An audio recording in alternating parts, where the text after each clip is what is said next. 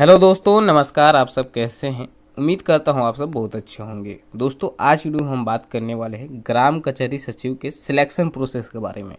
दोस्तों, अगर आपने भी ग्राम कचहरी सचिव के अप्लाई कर रहे हैं तो इसकी क्या सिलेक्शन प्रोसेस होने वाली है, इसमें कितना आपका इंटर में अंक रहेगा तो आपको सिलेक्शन होने का ज़्यादा चांस रहेगा। अगर आपने पीजी किया है, चाहे आपने स्नातक किया है, तो इसमें आपको क्या वरीयता दी जाएगी, क्या अर्हता मिलने वाली है, कितना अंक आपको एक्स्ट्रा दिया जाएगा और आपको सिलेक्शन होने का चांस क्या रहेगा, इसकी सारी जानकारी इस वीडियो में कवर करेंगे। साथ ही साथ इस बात को भी कवर करेंगे कि अगर आप फॉर्म अप्लाई कर रहे हैं तो आप कहाँ पर ज़्यादा गलती करने का चांस आपका हो सकता है, आपको कैसे सोच समझ कर फॉर्म को अप्लाई करना है, सारी जानकारी इस वीडियो में कवर करेंगे। तो आप लोग वीडियो में लास्ट तक बने रहेंगे।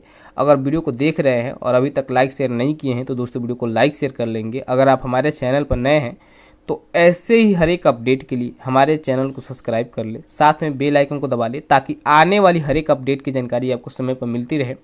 चलिए इस तो वीडियो में आगे बढ़ते हैं। जैसे कि दोस्तों यहाँ पर आप देख सकते हैं कि जहाँ से आप लोग ग्राम कचहरी सचिव के फॉर्म को अप्लाई कर रहे हैं, मैं उसके पोर्टल पर हूँ। यहाँ पर आने के लिए अगर आपको नहीं मालूम है तो यहाँ पर आने के लिए मैं इसका लिंक अपने वीडियो के डिस्क्रिप्शन बॉक्स में दे दूँगा, वहाँ से आप रीडायरेक्ट होकर आ सकते हैं। मैं आपको बता दूँ एक बार लिंक, इसका लिंक है ps.bihar.gov.in। अगर आप सुन सकते हैं, अच्छे से समझ सकते हैं तो इसको टाइप कर अपने गूगल या क्रोम के सर्च बार में टाइप करेंगे, सर्च करके यहाँ पर आप चले आएंगे। यहाँ पर आप आएंगे तो यहाँ पर आप देखेंगे तो यहीं से आप लोग फॉर्म अप्लाई करते हैं। Click here to apply online application form ग्राम पंचायत कचहरी सचिव, इस पर आपको क्लिक कर देना है। क्लिक करने के बाद यहाँ पर आप देखेंगे तो यहाँ पर आपको एडवर्टाइजमेंट देखने को मिलेगा, व्यू एडवर्टाइजमेंट। सबसे पहले एडवर्टाइजमेंट आपको सही से, कोई भी फॉर्म भरते समय आपको सही से एडवर्टाइजमेंट पढ़ना चाहिए, नहीं तो आप फॉर्म भरेंगे तो गलती भी कर सकते हैं। इस पर आपको क्लिक कर देना है। क्लिक करने के बाद ये एडवर्टाइजमेंट खुलेगा। जैसे कि यहाँ पर आप देख सकते हैं कि एक ग्राम कचहरी सचिव के जो नोटिस है, ठीक है, यहाँ पर जो नोटिफिकेशन है वो है, ठीक है। यहाँ पर आप आएंगे तो यहाँ पर आप देखेंगे, यहाँ पर बताया जा रहा है कि ग्राम कचहरी में दायर वादों के निष्पादन एवं अनुश्रवण हेतु ग्राम कचहरी सचिव के रिक्त पदों पर संविदा नियुक्ति संबंधी सूचना है।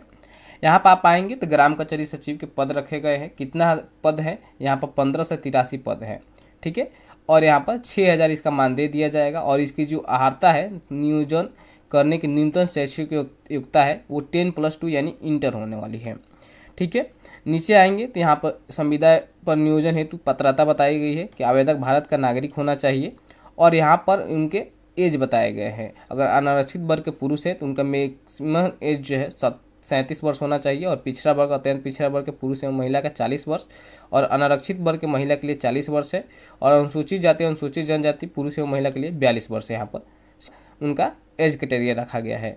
उसके बाद यहाँ पर आप नीचे आएंगे तो आरक्षण के बारे में बताया गया है। उसके बाद यहाँ पर आप नीचे आएंगे तो यहाँ पर बताया जा रहा है नियोजन की प्रक्रिया। नियोजन की क्या प्रक्रिया है, यहाँ पर आएंगे तो बताया जा रहा है कि आवेदक द्वारा किसी एक प्रखंड के एक पंचायत में ऑनलाइन आवेदन किया जा सकता है।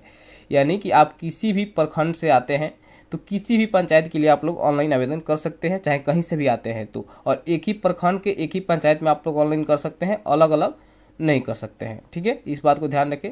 और ऑनलाइन आवेदन पंचायती राज विभाग के पोर्टल ps.bihar.gov.in पर ही किया जाएगा, ठीक है।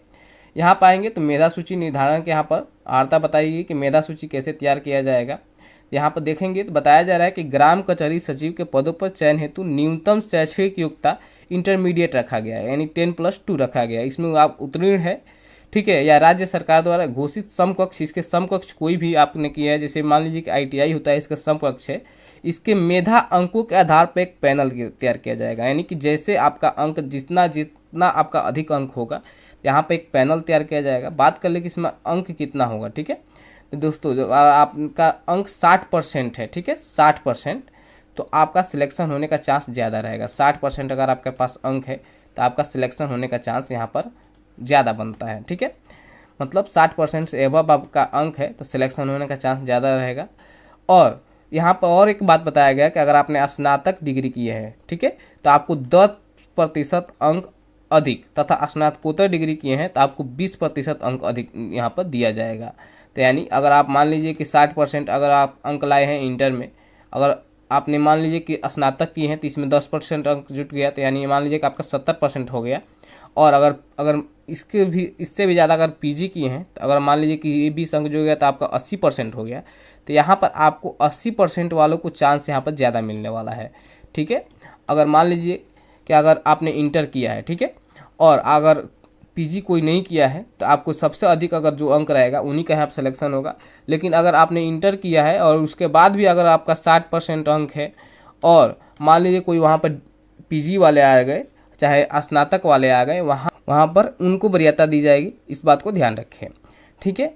नेक्स्ट हम बात करें कि अगर मान लीजिए कि अगर आपका अंक 50% है, बहुत से लोग ऐसे सोच रहे होंगे अगर आपका अंक 50% है तो आपको सिलेक्शन होगा कि नहीं होगा।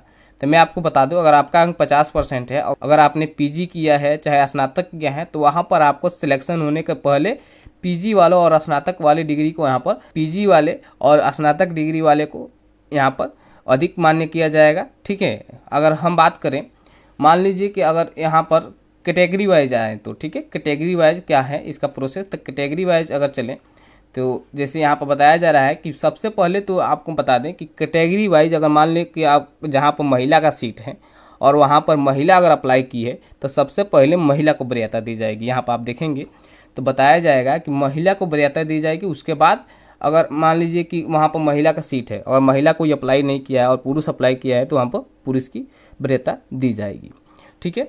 उसके बाद बता दें अगर मान लीजिए कि आपने अप्लाई किया, ठीक है, महिला के लिए, अगर यहाँ पर मैं आपको बता दूँ ये डिस्ट्रिक्ट वाइज लिस्ट है, ठीक है, कि किस पंचायत में कितना वैकेंसी आया है। जैसे यहाँ पर बात कर ले कि जैसे इसका हम मान लीजिए अररिया का ही यहाँ पर नोटिस डाउनलोड कर रहे हैं, ठीक है। यहाँ पर आप देखेंगे तो अररिया के नोटिस डाउनलोड हो रहा है, डाउनलोड हो गया, इसको मैं ओपन किया। उसके बाद यहाँ पर आएंगे तो जैसे बात कर ले कि अररिया में इसी पंचायत में आप आवेदन कर सकते हैं। इतने ही पंचायत में लिस्ट आया हुआ है, इतने ही पंचायत में वैकेंसी है, ठीक है। और यहाँ पर आप देखेंगे तो कोटि अनारक्षित है, तो इस अनारक्षित कोटि में महिला के लिए अनारक्षित है, ठीक है। और बात कर ले तो यहाँ पर अगर मान लीजिए कोई पुरुष अप्लाई करता है, अनारक्षित का ही है, तो पहले अगर कोई वहाँ पर महिला की होगी तो महिला को यहाँ पर वरीयता दी जाएगी, उसके बाद पुरुष को दी जाएगी। और अगर मान लीजिए कि अनारक्षित है, ठीक है, अनारक्षित वर्ग में मान लीजिए कि दूसरे कोटि का अप्लाई करते हैं, ठीक है, महिला, तो वहाँ पर इसमें कोई रोक टोक नहीं है। लेकिन यहीं पर आप चले आएंगे अनुसूचित जाति के लिए, तो अनुसूचित जाति के लिए यहाँ पर महिला का सीट है। अगर यहाँ पर मान लीजिए कि अनारक्षित वाली कोई महिला अप्लाई करती है तो यहाँ पर उनका अभी तो माने यहाँ पर उनका अनुसूचित जाति वाली को पहले वरीयता दी जाएगी। अगर अनुसूचित जाति वाली वहाँ पर कोई महिला अप्लाई नहीं करती है तब अनारक्षित वाली को यहाँ पर वरीयता दी जाएगी। इस बात को ध्यान रखें। तो आप भी जब भी आप फॉर्म भर रहे हैं तो अपना यहाँ पर कोटि देखकर ही फॉर्म को भरें। यहाँ पर मैं आपको बता दूं अनारक्षित में कोई भी अप्लाई कर सकता है, लेकिन इस बात को भी ध्यान रखें कि महिला में यहाँ पर महिला अगर है तो केवल महिला के लिए ही ये सीट है, यहाँ पर पुरुष की वरीयता नहीं दी जाएगी, ठीक है। और यहाँ पर अन्य आएंगे, जैसे अन्य यहाँ पर दिया गया है तो अन्य में अनुसूचित जनजाति है। अनुसूचित जनजाति में यानी महिला और पुरुष यहाँ पर कोई भी अप्लाई कर सकते हैं, अनुसूचित जनजाति वाली, ठीक है। लेकिन यहाँ पर अगर अनारक्षित चाहे पिछड़ा वर्ग चाहे अति पिछड़ा वर्ग अप्लाई करते हैं तो यहाँ पर उनको वरीयता नहीं दी जाएगी। यहाँ पर कब वरीयता दी जाएगी? तो जब अनुसूचित जनजाति वाले अप्लाई नहीं करते हैं। इस बात को आप लोग ध्यान रखें। यहाँ पाएंगे तो अनारक्षित में अन्य है, अन्य में महिला पुरुष कोई भी अप्लाई कर सकते हैं, ठीक है, यहाँ पर आप देख सकते हैं, ठीक है। लेकिन यहीं पर जहाँ कोटिवार है वहाँ पर आपको सोच समझ कर ही अप्लाई करना है, ठीक है। तो इस बात को ध्यान रखें।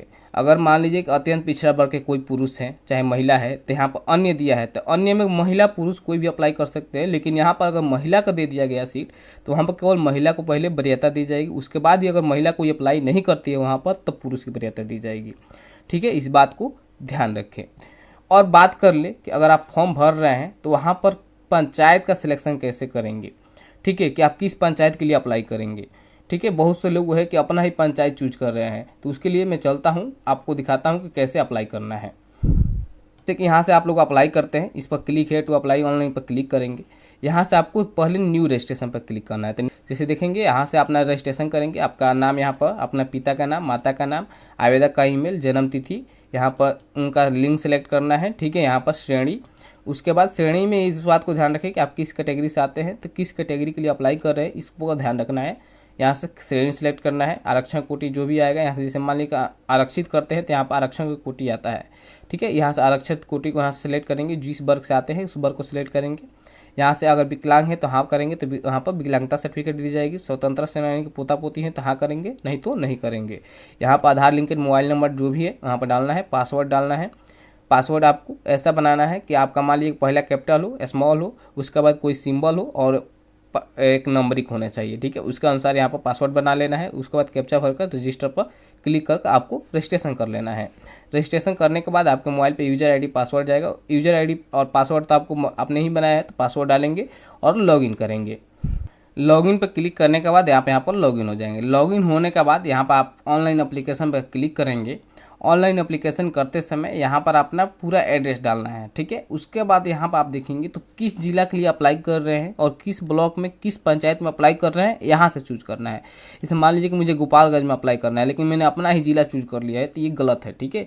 और वहाँ पर वैकेंसी है कि नहीं है, उसको आपको डिस्ट्रिक्ट वाइज वैकेंसी में आकर यहाँ पर देखना है। इसका लिंक मैं आपको दे दूंगा अपने वीडियो के डिस्क्रिप्शन में। पहले अपना वैकेंसी का लिस्ट देखें, उसके बाद ही अप्लाई करें, नहीं तो आप गलत अप्लाई कर सकते हैं, ठीक है। कि आप कि पंचायत में, उस जिस पंचायत में यहाँ पर सिलेक्शन कर रहे हैं उस पंचायत में वहाँ पर वैकेंसी है कि नहीं है, ऐसे ही आप सिलेक्शन नहीं करें, ठीक है। जैसे मान लीजिए कि मुझे यहाँ पर जैसे सिवान नौतन किए हैं, इस पंचायत में वैकेंसी ही नहीं है, तो मुझे यहाँ पर भरने से कोई फ़ायदा नहीं होने वाला है, ठीक है। इस बात को ध्यान रखें। यहाँ पर सोच समझ कर सिलेक्शन करें कि किस पंचायत में वैकेंसी है और किस जिला के अंतर्गत आता है, किस ब्लॉक अंतर्गत आता है, वो सोच समझ कर यहाँ से सिलेक्शन करें। यहाँ से अपना जिला, ब्लॉक, पंचायत को सिलेक्शन नहीं करना है, ठीक है। यहाँ पर उस जिला, पंचायत और ब्लॉक को सिलेक्शन करना है जहाँ पर आप लोग अप्लाई कर रहे हैं, जहाँ पर वैकेंसी है, ठीक है। उम्मीद करता हूँ कि मैंने जो भी जानकारी दिया आपको अच्छे से समझ में आया होगा। अगर मैंने दी गई जानकारी आपको अच्छे से समझ में आया है तो दोस्तों वीडियो को लाइक कीजिएगा, शेयर कीजिएगा। अगर आप हमारे चैनल पर नए हैं तो ऐसे ही हर एक अपडेट के लिए हमारे चैनल को सब्सक्राइब कर लीजिएगा, साथ में बेल आइकन को दबा लीजिएगा, ताकि आने वाली हर एक अपडेट की जानकारी आपको समय पर मिलती रहे। चलिए इस वीडियो को समाप्त करते हैं, मिलते हैं किसी एक और नए वीडियो में। तब तक के लिए जय हिंद, जय भारत।